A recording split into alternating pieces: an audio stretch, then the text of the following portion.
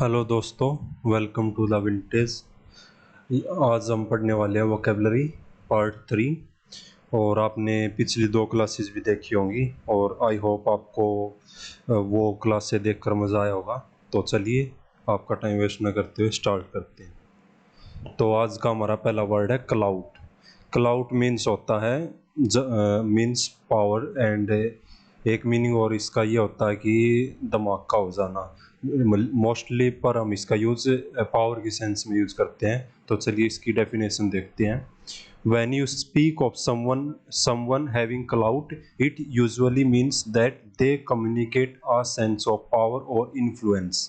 मतलब जब भी आप किसी के बारे में बोलते हो कि उसके पास क्लाउड है, तो इसका यूजुअली जो सामान्य तौर पर जो इसका मीनिंग होता है इसका मीनिंग होता है कि उनके पास पावर है या इन्फ्लुएंस है। इन्फ्लुएंस भी वही पावर है, particularly in the political sense. और मोस्टली पॉलिटिकल सेंस में यूज होता है। जो पावर होती है वो पॉलिटिकल पावर होती है। You will wanna talk to that big guy over there if you want me to let you in.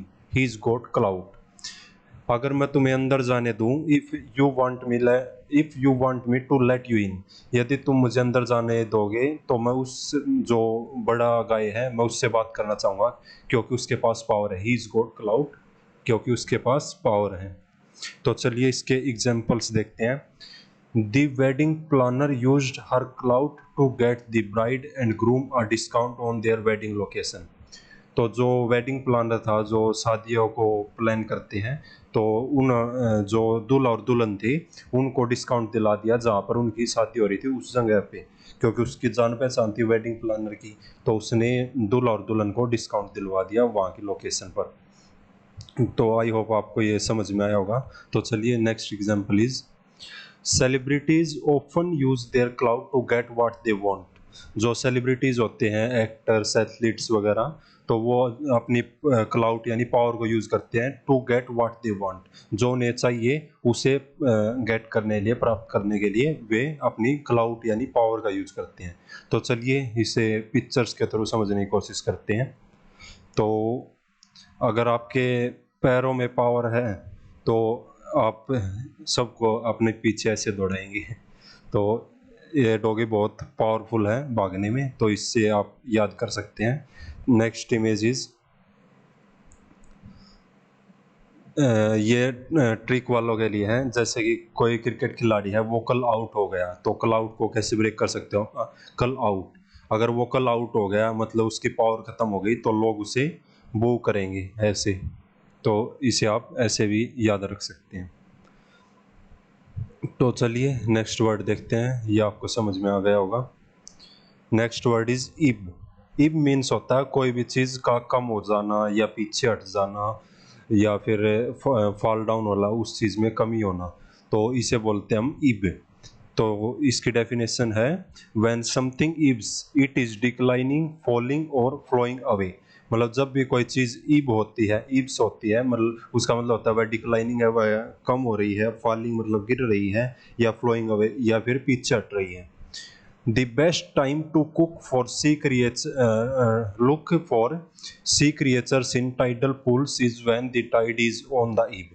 मतलब जो समुद्र में जो क्रिएचर्स होते हैं, जीव जंतु होते हैं, उन्हें पुल्स में देखने के लिए या फिर समुद्र में देखने के लिए जब टाइड ईब हो जाती है। टाइड मतलब जो पानी की जो धारा होती है, जो पानी की जो लहर होती है, जब वह ईब हो जाती है मतलब वह पीछे हट जाती है, तब आपको जो समुद्री जीव जंतु वे दिखाई पड़ते हैं। Meaning it has receded from the shore, कि मतलब जो लहर थी वह रिसीड कर गई है, मतलब पीछे हट गई है। शोर मतलब किनारे से, जो समुद्र किनारा है उससे पीछे हट गई है जो लहर थी।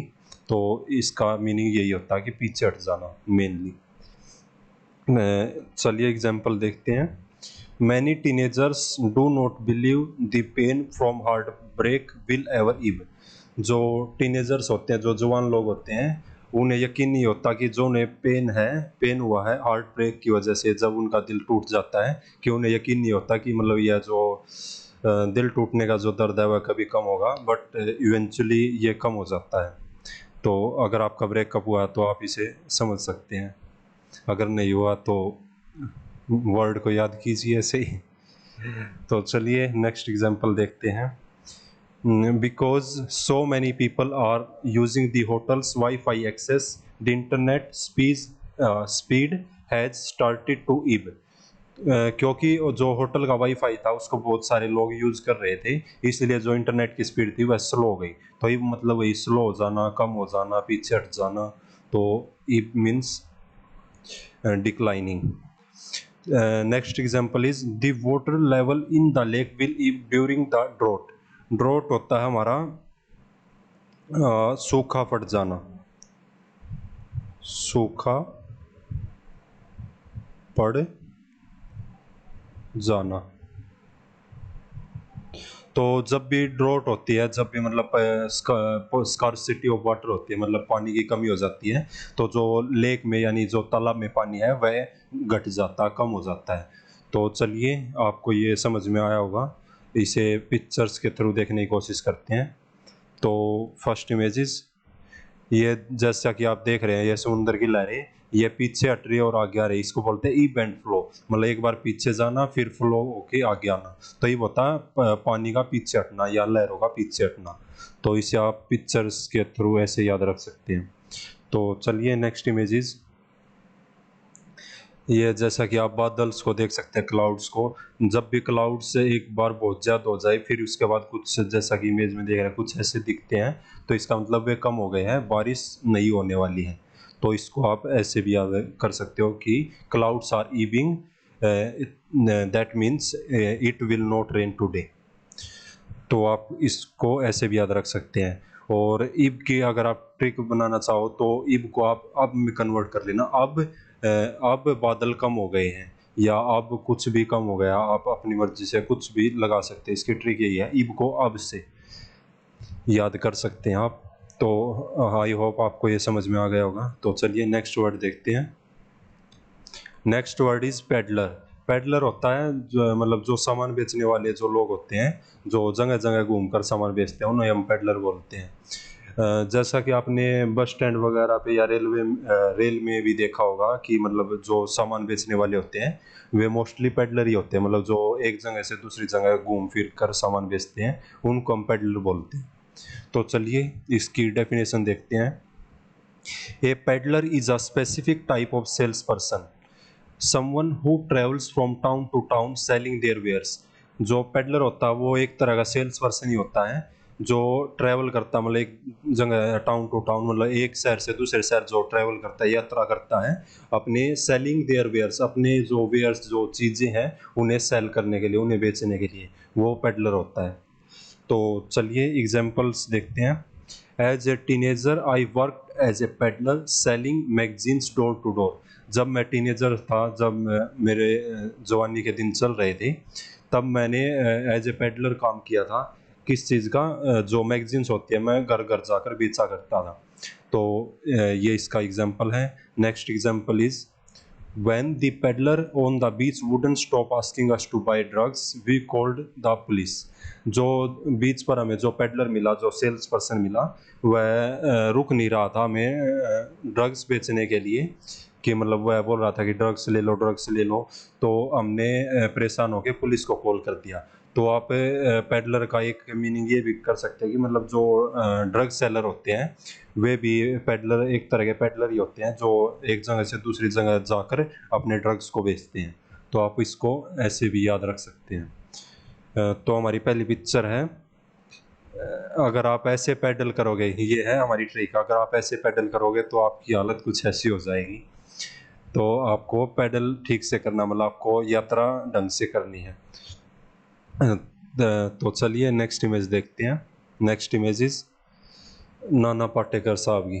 तो वेलकम मूवी में आपने देखा होगा कि इनका एक मूवी के अंदर ही एक मूवी शॉट होता है जिसमें ये रिकॉर्ड करते हैं कि आलू ले लो, कांदा ले लो। तो ये भी पेडलर ही है। तो पहली इमेज में साइकिल पे जा के सामान बेचता है और ये पैदल चल के।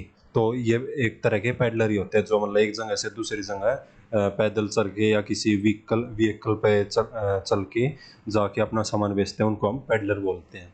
आई होप आपको ये समझ में आ गया होगा। तो चलिए नेक्स्ट वर्ड देखते हैं। Next word is rack. Rack होता है तबाही मचा देना, मतलब कोई भी चीज को बुरी तरह से तहस नहस कर देना, तो उसको हम बोलते हैं रैक। तो चलिए इसकी डेफिनेशन देखते हैं। A wreck is something that has been destroyed. Your मतलब रैक वो चीज़ होती है जो डिस्ट्रॉय हो चुकी है, जो तहस नहस हो चुकी है, जो नष्ट हो चुकी है, उसको हम रैक बोलते हैं। Your hair might be a wreck after a bad day at the barber. जो आपके बाल है वह मतलब खराब हो सकते हैं यदि आपका जो बैड डे एट बार्बर, अगर आप का नाई बेकार था या उसका दिन खराब चल रहा था तो वह आपके बालों को खराब कर देगा, मतलब कहीं से भी कैसे भी काट देगा, अच्छे से नहीं काटेगा, तो आपके हेयर रैक हो जाएंगे, खराब हो जाएंगे। Your car might be a wreck after you hit a telephone pole. जो आपकी कार है, अगर आपने किसी खंबे में, टेलीफोन पोल में अगर उसको हिट कर दिया, मतलब आप उससे टकरा गई, तो आपकी कार रैक हो जाएगी, मतलब डिस्ट्रॉय हो जाएगी, नष्ट हो जाएगी या डैमेज हो जाएगी। तो इसको आप ऐसे याद रखेंगे। तो चलिए एग्जाम्पल देखते हैं। The driver braked hard when the deer ran out in front of her car. जो ड्राइवर था उसने ब्रेक्स को बहुत ही जोर से दबाया जब डियर जो हिरन थी वह गाड़ी के सामने आ गई। And was able to avoid a wreck, और अवॉइड होता है बच गए, मतलब डैमेज होने से, कार को डैमेज होने से बचा लिया। तो ये भाई साहब ने मतलब अपना दिमाग लगाया और ये बच गए। तो next example is because they arrested him before he could hurt anyone else, the police were able to wreck the serial killer's plans.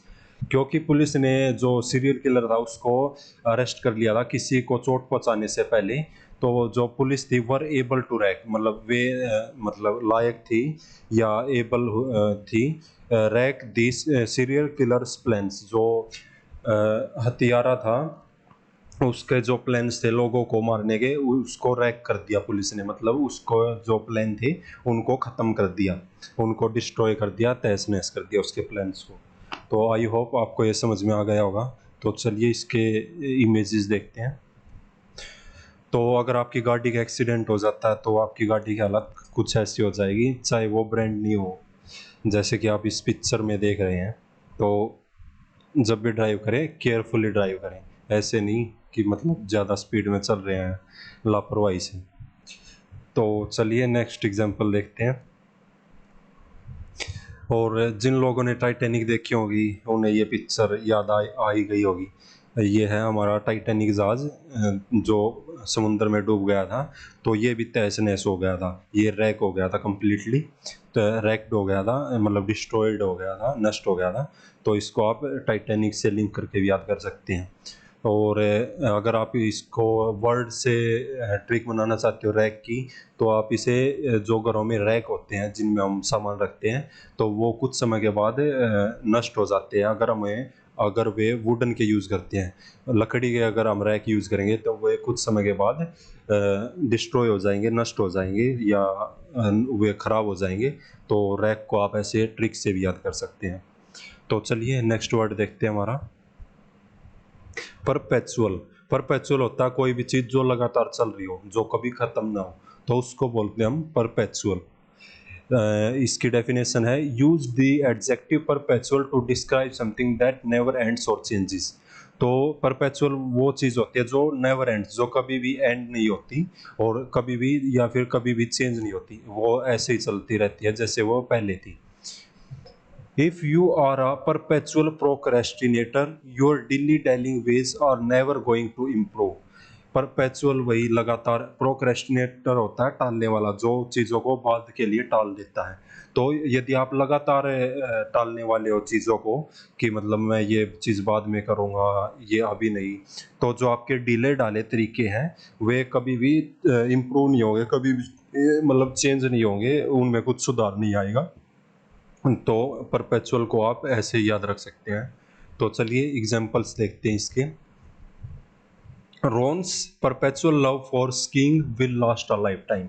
जो रोन है कोई पर्सन है जो उसका प्यार है स्कीइंग करने को लेकर, ये एक तरह का स्पोर्ट होता है, तो मतलब इसकी जगह आप क्रिकेट, बास्केटबॉल वगैरह कुछ भी यूज कर सकते हो। जो रोहन का जो प्यार है, लगातार प्यार जो कभी भी खत्म नहीं हो सकता क्रिकेट के लिए, स्कीइंग के लिए, will last A life time, मतलब वह लाइफ टाइम के लिए रहेगा उसका प्यार। तो परपेचुअल वही जो कभी एंड ना हो, लाइफ टाइम के लिए रहे। तो आई होप आपको ये समझ में आया होगा। Next example is the country in a perpetual the country is in a perpetual war with no end in sight। जो कंट्री है वह एक परपेचुअल वॉर में है, मतलब लगातार एंडलेस वॉर में है, मतलब जिसका कोई लड़ाई जो चल रही है उसका कोई भी अंत दिखाई नहीं दे रहा है। With no end in sight, मतलब उसका कोई भी अंत दिखाई नहीं दे रहा, लगातार युद्ध चल रहा है। तो कंट्री लगातार युद्ध में ग्रस्त है, मतलब लगातार युद्ध में इंगेज्ड है। तो आप इसको ऐसे भी याद कर सकते हैं। तो चलिए इमेज के थ्रू समझने की कोशिश करते हैं। जैसा कि आप ये देख रहे हैं डॉगी, आपने इन्हें कार के डैशबोर्ड पे भी देखा होगा, बहुत सारे लोग इन्हें यूज करते हैं। इनकी जो गर्दन होती है वे लगातार हिलती रहती है, परपेचुअली, मतलब लगातार, ये कभी भी रुकती नहीं है। तो इसको आप इन डॉगी से भी याद कर सकते हैं। तो चलिए नेक्स्ट इमेज देखते हैं। और जैसा कि आप ये देख रहे हैं पेंडुलम टाइप का ये कुछ है, तो ये भी कभी रुकता नहीं है, ऐसे ही चलता रहता है। तो इसको भी हम परपेचुअल बोलते हैं। तो आई होप आपको ये समझ में आया होगा। और अगर आप इसकी ट्रिक जानना चाहते हो तो आप इसको ऐसे ब्रेक कर सकते हो, पर एंड पेट। तो आप बोलेंगे कि पर पेट, तो जो अगर कोई मोटा है तो जो उसका पेट निकला हुआ है वो लगातार रहता है। अगर वह एक्सरसाइज नहीं करता है तो जो उसका पेट है तो वह बोलता पर पेट तो लगातार ही रहेगा, इसे ख़त्म नहीं किया जा सकता। तो परपेचुअल को आप ऐसे ट्रिक से भी याद कर सकते हैं। तो चलिए नेक्स्ट वर्ड देखते हैं। Next word is pedigree. Pedigree होता है मतलब कोई भी जो एनिमल है या पशु है, उसकी जो पुराने जो वंशज थे, वह मतलब उसके जो दादा परदादा या कोई भी और उससे भी पुराने थे, तो उनको बोलते हैं हम पेडिग्री। पेडिग्री मतलब वंश। लेकिन मोस्टली ये एनिमल के लिए यूज होता है, लेकिन कहीं कहीं पे आपको ये मैन आदमियों के लिए भी यूज में मिलेगा, ह्यूमन बींग्स के लिए भी। तो definition is the noun pedigree refers to the genetic background of an animal. तो जो जेनेटिक बैकग्राउंड होता है, मतलब है किस जानवर से मिलकर बना है, जो उसके पूर्वज थे वे कौन सी ब्रीड के थे, तो उनके लिए पेडिग्री का यूज करते हैं हम। Although it is sometimes applied to people as well, लेकिन कभी कभी हम इसे पीपल्स, लोगों के लिए भी यूज कर लेते हैं, ह्यूमन बींग्स के लिए भी। A pure bread dog for example comes with A verified pedigree, A list of all past parentage.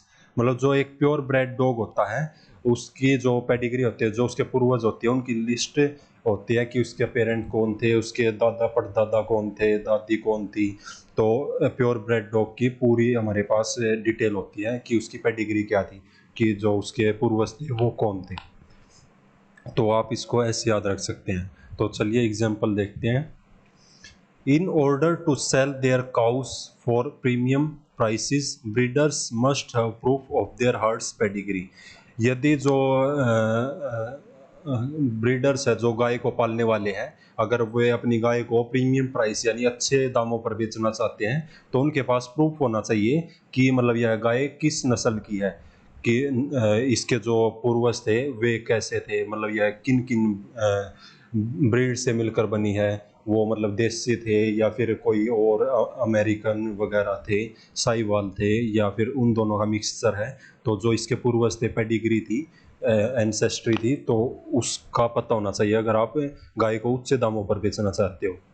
Next example is when the police reviewed the pedigree of the so called Prince, they learned he was not a member of any of the royal families. जब police ने Prince जो राजा का लड़का था उसकी pedigree को check किया कि उसके पूर्वज कौन थे, तो उन्हें पता चला कि वह किसी भी जो रॉयल फैमिली थी, जो राजा की जो फैमिली थी, उनसे बिलोंग नहीं करता था। कि मतलब वह ऐसे ही फ्रॉडस्टर था, ऐसे ही फ्रॉड था, जो ऐसे ही आके प्रिंस बन गया था। लेकिन जो उसके पूर्वज थे वो राजा की फैमिली से बिलोंग नहीं करते थे। तो आपको ये समझ में आ गया होगा। तो चलिए नेक्स्ट एग्जांपल देखते हैं। The dog's pedigree identifies his parents as two pure breeds. जो अगर हम डॉग के पूर्वजों को देखें, पेडिग्री को देखें, तो जो उसके जो पेरेंट्स थे वे दोनों प्योर ब्रेड थे। तो वे दोनों प्योर ब्रेड थे, तो आप इसको ऐसे याद रख सकते हैं। तो इमेज देखते हैं हम। तो आपने ये पेडिग्री जो डॉग्स का फूड आता है ये आपने देखा भी होगा, और करीना कपूर इसकी ब्रांड एम्बेसडर रह चुकी हैं, और इसकी एक ऐड भी आती थी, आई थिंक करीना कपूर ने की थी। तो आप इसको ऐसे भी याद रख सकते हैं। नेक्स्ट इमेजेस, ये जो हमारे जो पूर्वज थे, वैसे तो ह्यूमन बींग्स के लिए एंसेस्टर्स यूज करते हैं, लेकिन याद रखने के लिए मैं बता देता हूँ कि मतलब जो हमारे पूर्वज थे वे बंदर थे, जैसा कि हम सभी जानते हैं। तो धीरे धीरे हम इवोल्व होते गए और बाद में इंसान बन गए। तो पेडिग्री को आप ऐसे भी याद रख सकते हैं। पेडिग्री मीन्स एनिमल्स के जो पूर्वज थे, और एंसेस्टर्स मीन्स जो हमारे ह्यूमन बींग्स के जो पूर्वज थे। तो आप इसको ऐसे याद रख सकते हैं। तो चलिए नेक्स्ट वर्ड देखते हैं। तो आई थिंक हमने सारे वर्ड्स कवर कर लिए हैं। 6 वर्ड किए हैं आज हमने। तो आई होप आपको ये समझ में आ गए होंगे, और मज़ा भी आया होगा, और वोकेबलरी अब आपको आसान भी लग रही होगी। तो अगर आप ऐसे ही पढ़ेंगे तो धीरे ही आपका लेवल धीरे धीरे आपका लेवल अप होता जाएगा, और आप एग्ज़ाम में भी और लाइफ में भी अच्छा महसूस करोगे। तो चलिए अब इनके हम सिनोनियम्स देखते हैं। क्लाउड, क्लाउड जैसा कि मैंने पढ़ा था, इन्फ्लुएंस, पावर, लेवरेज, इन सब का मतलब होता है पावर। थंप होता है धमाका होना, जैसा कि मैंने स्टार्टिंग में बताया था, क्लाउड का दूसरा मीनिंग धमाका होना भी होता है। तो थंप होता है धमाका होना, लिवरेज वही पावर, इन्फ्लुएंस वही पावर। तो आप इसके ये सिनोनिम्स याद रख सकते हैं। नेक्स्ट इज इब। इब होता है किसी चीज़ का कम हो जाना या पीछे हट जाना। तो रिसीड होता है कम हो जाना, रिट्रीट वही पीछे हट जाना, बेट होता है कम हो जाना। तो आप इसको ऐसे याद रख सकते हैं। Next is peddler. पेडलर वही जो सेल्स पर्सन होता है, जो एक जगह से दूसरी जगह जाके सामान बेचता है। तो उसको हम बोलते हैं ट्रैफिकर। ट्रैफिकर भी वही होता है सेलर। होकर भी वही जो सामान फेरी लगाकर जो बेचता है। डीलर मतलब वही सेलर। तो ये समझ में आ गया होगा। Next word is rack. Rack होता है वही तबाही मचा देना, या किसी चीज़ को पूरी तरह से डिस्ट्रॉय कर देना, तहस नहस कर देना, डिस्ट्रॉय कर देना। डिस्ट्रक्शन, डेमोलिशन भी वही बिल्डिंग को गिरा देना। सबोटेज भी मतलब नष्ट कर देना। तो रैक के ये सिनोनियम्स आपने देखे। Next is perpetual. परपेचुअल हमने पढ़ा था जो चीज़ कभी भी एंड ना हो, जो लगातार चलती रहे। तो एवर लास्टिंग मतलब जो कभी भी लास्ट ना हो, हमेशा के लिए बनी रहे। इटर्नल मतलब वही जो अमर हो, लगातार चलती रहे। पेरेनियल भी वही जो कभी भी एंड ना हो, सालों साल चलती रहे, हजारों साल, लाखों साल। तो next word is pedigree. Pedigree वही जो एनिमल्स हैं उनके जो पूर्वज हैं उनको हम पेडिग्री बोलते हैं। तो एंसेस्ट्री वही पूर्वज, डिसेंट वही पूर्वज या वंश, लिनियज भी वही वंश या वंशावली। तो आपने सिनोनिम्स को भी समझा, और आज की ये क्लास हमारी यहीं पे ख़त्म होती है। और तो चलिए नेक्स्ट क्लास में मिलते हैं, तब तक के लिए ओके, बाय बाय।